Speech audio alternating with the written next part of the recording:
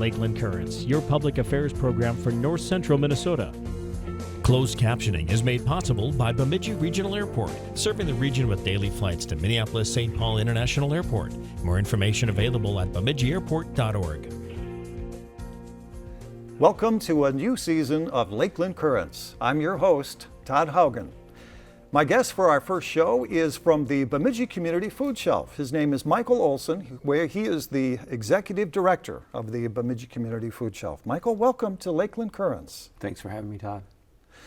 Mike, people have probably heard of the food shelf. Mm-hmm. If they haven't used it, they may not really know how it operates or what it is. What's the food shelf in the first place?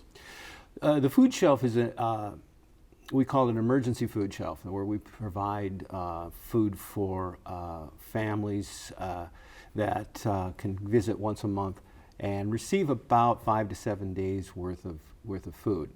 And we distribute that food through a process called it's a shelf saver, basically. Or what it is people come in. We look like a grocery store. Sure. When people come in, and they get to select the foods that they use, and we have it based by areas, proteins, cereals, and whatnot. And then the amount of the family size also determines the amount of food that they get, and they get a monthly visit that comes in or that they can come in for. Do they have to qualify to be able to get this food? Yeah, currently the qualification is 300% of the poverty line, so it's quite high. Most people qualify to come in. That's really not a barrier for people at all. Anybody who shows up at a food shelf in the state of Minnesota is considered a resident, so there's no need of proof of residency. Or even to have a resident. We have sometimes we have some homeless people that will come through, and the reason we know that is some things they can't take because they have no place to prepare the food, Mm-hmm. but we do have some. Mm-hmm. So about a week's worth of food, Mm-hmm. and you can come in once per month. Mm-hmm. Mm-hmm. Do they pay anything for the food? No. There is. We don't charge anything for that service. There is no charge for it, basically. Yeah. Where is the food shelf? It's been in a few different locations in Bemidji over the years, right? This is our 42nd year. Wow. It started down by St. Philip's by a consortium of churches. And about 2012, I believe, we were able to purchase a building just behind the Eagles Club. And that's really allowed us to provide services more efficiently. We have about 10,000 square feet. We're probably the largest food shelf in northern Minnesota. Wow. By size and by the volume of people that we're serving in a year. Wow. Mm-hmm. So it's a big job. You know, and you not only have a good sized building, you have a nice sized site where you can also grow some produce, right? Right. We have another unique thing about what we have there is about a 5-acre garden or farm, I would call it, that we produce produce, and about 16,000 pounds of tomatoes, potatoes, cucumbers, peppers, and then we distribute that right to our clients. So it is some sustainability playing into this, where we're able to grow some of the foods that we're able to give away. We generate about 750,000 pounds of food a year we give away, which has a value of about $1.3 million to the community. Mm. So for every dollar that we get at the food shelf, we're able to put $4 back into the community in the form of food support. So the farm plays into that. Again, the size of the building that we have allows us to provide the services that we do. And you have a small greenhouse, right? Can you grow things in that greenhouse year round? Well, the greenhouse was what they call a deep winter greenhouse, and that was an experiment by the University of Minnesota a few years ago with the thought of how can we grow food year round. And what they found basically is that the sun in January is not big enough to really generate growth. So we use that for growing seed plants for the farm. Germinating, Yeah. getting them ready for spring. Yeah. Mm-hmm. I see. Yeah. And the farm is, again, a larger thing than it used to be when you started. I don't think it was quite as many crops as you're growing there now. But Well, we use high tunnels, which is a form, it's a Quonset hut-looking building that allows us to get a little earlier, stay a little later in the year because the temperature provides some protection from the elements, and we're able to grow quite a bit of food within that. That's been a recent development that we've had in the last couple of years. Yeah. we're getting a little late now, but in the fall when people are harvesting food from their own gardens, if they have extra food, can you accept that as donations? Yeah, we do take it. We do take the donations from people, and it's that thing that happens to all of us in the fall. If you have a garden, it's just like it all comes in at once. So our farm's coming in, people are bringing in, and then we'll have a lot, and then maybe coming now we start to run out because the season has ended. But yeah, we do take donations. People bring by. Just don't bring by those big zucchinis. Just keep those at home. Oh, okay. Sometimes we'll get those things coming in, but Sure. Yeah. Mm-hmm. Well, speaking of donations, donations are a huge part of how you operate. The annual Stuff a Truck campaign is about to happen, but there's been some important changes, right? We have a new partner in Stuff a Truck. Lukens has stepped in with the marketplace closing. Lukens, both north and south, are going to be helping us with this program, along with Paul Bunyan Broadcasting, which of course started it some 30-some years ago. It's an important outreach that happens. We work with the local schools in the classrooms in getting food donated by the students. I think it creates some discussion within the classrooms about hunger. Hunger is such a invisible thing. They say 1 in 7 kids in this community suffer from some form of food insecurity. And that is one, I think, that people don't really realize how pervasive it can be. And so then we also take cash donations, which we use to buy fresh produce throughout the winter. So it provides us a couple different ways of restocking a bit. But I think just getting the community involved in that food collection and really kind of bringing to the forefront hunger within our community. The cash donations come in especially handy, right, Mike? Because you can actually buy more food with that cash than people can when they bring in their donations. I mean, everything's welcome, but those cash donations really come in handy. Yeah, we're able, like I said, we're able to take $1 and make $4 out of it. And so the other part about that is allows us to really focus on the things that we need. Sometimes the things that we get, we may have already a lot of, and we need to fill in some of the holes. And that's where the cash allows us to get those things that we know people are looking for. It's a lot easier too. And I would encourage people also to consider becoming sustaining supporters, where it's $10 a month, for example, less than what your Netflix subscription would be. You can provide a family with meals for a week. And so that kind of ongoing, consistent donations are really important for us throughout the year. And that can be easily done on our website. Okay, so just check the Food Shelf website for that. Yeah. For Stuff a Truck, as you mentioned, it's already underway, the effort for donating food in Bemidji area schools. And that's not just the schools of Bemidji School District, but also St. Philip's and some of the other schools, right? Correct. Schools within our community. All schools. Yeah. And that'll go through right to November 15th or so, right toward just before Thanksgiving. We start collecting it. Last year, we got about 16 skids of food, about 10,000 pounds of food, and about $9,000 worth of cash. So again, both of those things are incredibly helpful for us. We encourage people to. The other part, I guess I should mention, in Lukens, that we're going to be having these grocery bags that will have the ability, that will be at the checkout, that allow people to take and then make a donation. It might be $5, $10, or $15, so they can look for that kind of thing, a way to donate that cash part.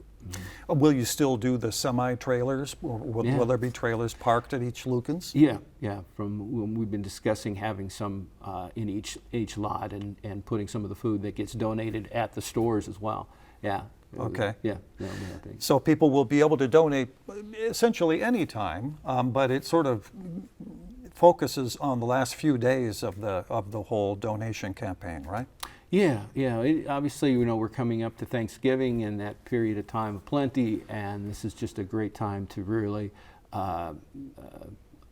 conduct this kind of event and to again, it's, the hunger part about what we're trying to address, I think, is something that, we need to take stock of annually in some ways, if not more, but to really kind of talk about what is our community doing. We've really seen an increase in the last few years of people coming in. Last year we had 37,000 people come through the food shelf, about 12,000 families.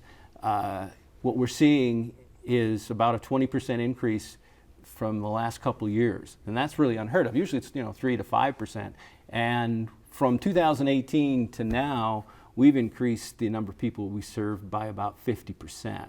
So on top of the fact that we're also facing increased food costs, there's increased demand in regards that are coming in. So that makes it even more important. We've been blessed by the community's support, and we want to make sure people understand what's going on here and that support is critical. About 80% of our budget is donations from the community. So we do get some grants, some state funding, but by far the food shelf is here because the community has supported it. Very few of us know what that's like, do we? My God, the idea of going hungry. When you try to imagine what that would be like, especially if you're a parent trying to provide for kids. Absolutely. And you don't have enough. We see people of all makes and models in our waiting room, ages, especially we did a study with the University of Minnesota recently looking at 60-year-old plus, what's in their access to food and what were they finding, what we found was, which wasn't necessarily surprising, that the food shelf was provided the gap between all the other programs who weren't quite covering Social Security, food supplemental programs, SNAP, and all of that. There still was a part of that for those seniors that they weren't getting enough food, and that's where the food shelf steps in and provides that kind of program. So we've been seeing a growth in our senior population in regards to serving people coming in. So veterans, we probably served 800 veterans last year. That identified it, and then some you don't know, but so the food shelf is touching all parts of the community in the service that we provide. You're right. Yeah. And from my days in Paul Bunyan Broadcasting, I know that it's hard to get through to people exactly, again, like we started this conversation, what the food shelf is. Again, we're talking about really a week's worth of food for each person that comes in, right. and it's once a month.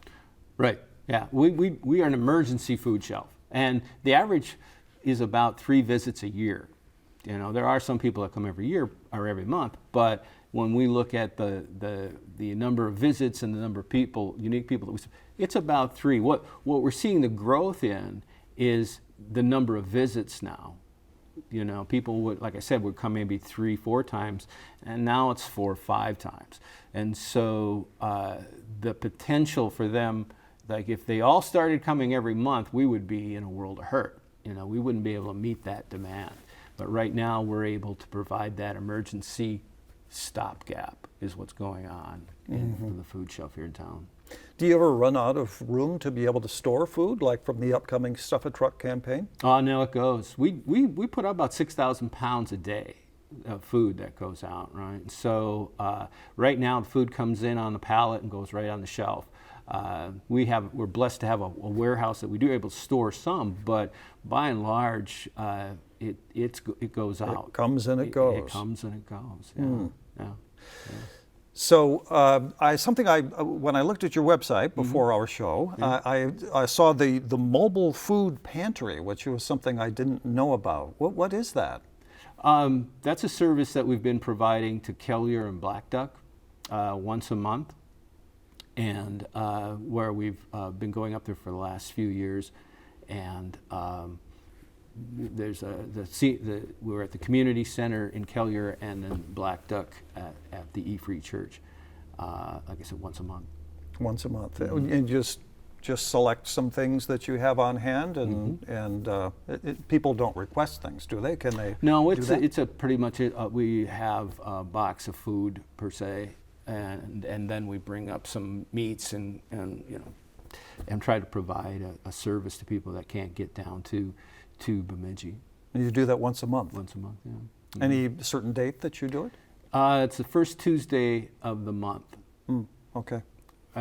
No, I'm sorry. Second Tuesday in Kelliher, third Tuesday in Black Duck. In Black Duck. Yeah. Okay. Mm-hmm. Good to know. Volunteers. I know you have a huge group of volunteers working at the food shelf, right? Mm-hmm. Mm-hmm. We run about there are about 300 people that come in and help us with operating the food shelf. So some of the jobs that we have are shoppers, people that work with the clients when they come in to help them through the process of selecting the food, answer any questions they may have. The client makes the selection, the shopper answers the question. So, and then there are people who do interviews. So when someone comes into the food shelf, they meet with an interviewer, and that basically is to establish their name, how many in their household, and then that allows us to know how much food that they're going to be entitled to. We have people work in the warehouse. We have other people that are out in the morning going to local stores picking up food that is still good but that they're not going to sell. They bring that in and we get that on our shelves as well. And so people come once a month, once a week, once a year kind of thing to volunteer. So it's real easy to do. Again, if somebody is interested in that, we have on our website our volunteer coordinator, and they can get a hold of her to set some time up for training or to look more into it if they're interested. So despite the fact that you have 300 volunteers, you can always use more? Well, yes. And the other thing that happens is we're coming into snowbird season. So we lose a substantial amount of folks that way. So there are a potential of 300. They're not always available, so that has a play in it. And so sometimes we're scrambling for people, and so we're always looking for new folks to come in and get involved with it. Mm-hmm. Mm-hmm. Donations to the food shelf are accepted constantly, I would assume. Correct. Monday, Wednesday, and Friday. Usually the AM is the best time to drop by with any kind of food.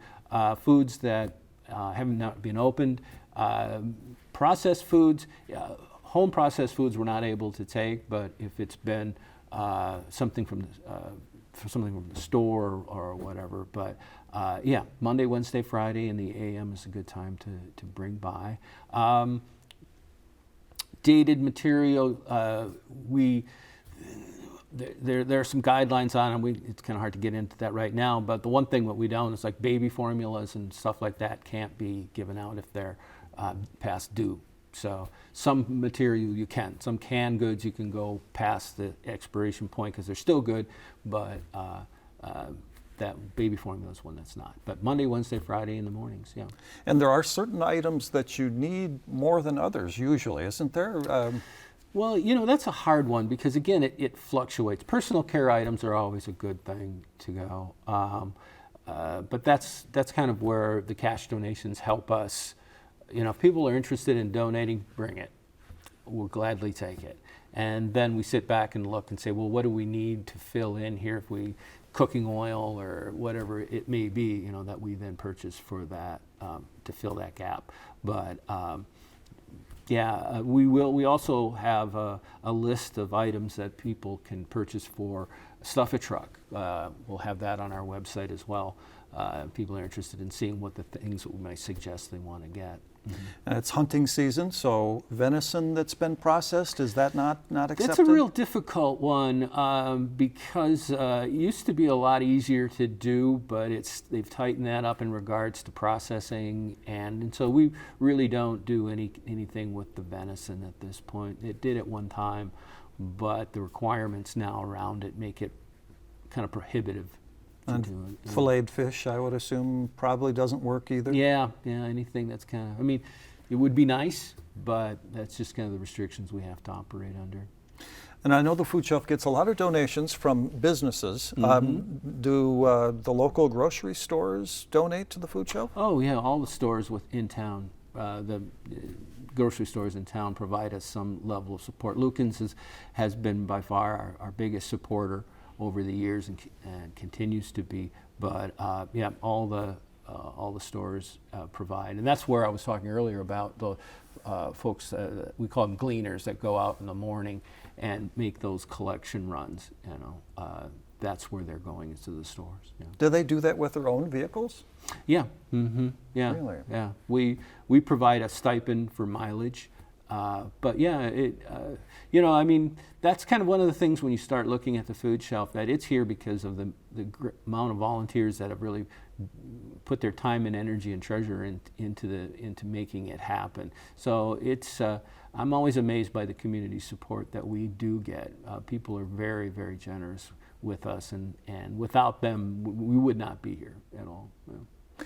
Your building was improved not too long ago by a local construction firm, right? Right. Yeah. Zeta Construction has been helping us a great deal in renovating some of the outside. But the building's 50 years old, and as a result, you know, it's both a blessing and a curse, right? In the sense that it's great to have that space, but it also needs to be kept up. So we've been putting a new outer skin on it, re-insulating windows, that kind of thing. Also trying to create an inviting place for people to come to. It was severely dated and again needed some TLC, and so we're trying to create that atmosphere that when you pull up to it, it's something to be very proud of. It's something that entices people to come into. And so we think we're doing some more of this right now. We're redoing our entrance to our building, again, trying to create a spot where people who come in there for services feel welcomed by what they see. What do you think the future is like for the food shelf, Mike? What would you really like to see happen most? Well, I think food shelves in general need to really look at being more than just food in a way. I mean, we really need to try to work at breaking that poverty cycle. And part of that is helping. There's the food aspect, and then there's the economic aspect. If you're going to get out of poverty, some people need help to do that. And that may be connecting them with services. So for example, we host services within our waiting room. We do a free medical clinic first Friday of every month. We provide employment counseling. We get legal aid. The county nurse comes in. There's vaccinations that happen as well.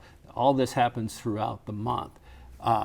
But I think going even a little bit further and helping people to break that cycle of poverty, maybe it's get their GED, maybe it's whatever that, you know, the things that it's like lessen the line, as they say. You know, we will always be feeding people. That has been happening for, you know, eons. But if we are to be, I think, more effective in bringing more to the community, one of the things we can do is work with our clients more. And really, the food shelves have only been around since the 80s in any kind of form. You may have remembered when Reagan was giving away cheese, you know, back in the day. It's kind of that's when the food shelf started. That was that impetus of that. And so it's still evolving to some extent, the food shelf movement, I'll call it. There are about 500 food shelves in the state of Minnesota, and they're all different. I mean, if you've been to a food shelf, you've been to one food shelf, you know. Ours is a unique one, but Bagley, Cass Lake, all of them have one, but they're all very different. Do a lot of the clients of the food shelf, and we only have a few minutes left, Mike, but do a lot of the people use it just a few times and then they don't use it for a while and then maybe they might come back, or do most people use it on an ongoing basis? I think it varies. I mean, there's a part of the population there that relies on it monthly. Most people are using it as supplemental, that I'm seeing. come when they need it, especially seniors. So yeah, it's all of the above, but more than is that people come periodically. Mm-hmm. Yeah. So a review of hours and location of the food shelf. When is it open and where is it again? We're open Monday, Wednesday, and Friday from 10 to 3 p.m. We're located 1 block behind the Eagles Club on 1260 Exchange Avenue in Bemidji, and you don't need any identification or anything like that, documents. You can just come in and we will get you some food. So if you're hungry and you need food, you come in and you'll have a chat with someone, but you can get food that day. Oh, absolutely. Absolutely. Okay. Mm-hmm. And the Stuff a Truck campaign again underway already in Bemidji area schools. Right. Will really culminate at Lukens later on this month. The 15th will be, I believe, I've got my dates right, will be the last, that Friday will be when we'll start pulling everything in time for Thanksgiving. Okay. And you can purchase pre-assembled bags of foods at Lukens? The bags I was mentioning, they're empty, and basically they just represent a bag of food that you can, and there'll be a value of 5 or 10 or 15. But yes, that's how they make cash donations at the cash register at Lukens, yes, north or south. Okay. And that is underway already. Right, correct. The Stuff a Truck 33rd campaign. year, yeah. Wow. I know. And just in advance of the holidays. And imagine, if we could, going into the holiday season of the year, with winter coming, and not having enough to eat. Yeah. It's a tough situation. So I'm sure you're appreciative of the help you get, Mike, and we're sure glad the Bemidji Community Food Shelf is here. Thanks. What's your website address for people to check? It's bcfsmn.org. All right. Well, Michael Olson, Executive Director of the Bemidji Community Food Shelf, sure appreciate your work, and thanks for coming in to see us for this edition of Lakeland Currents. And I hope we can find out how the whole Stuff a Truck campaign goes. We'll let you know. All right. Thanks, Mike. Thanks for having us. Thanks for listening and watching this edition of Lakeland Currents on Lakeland PBS.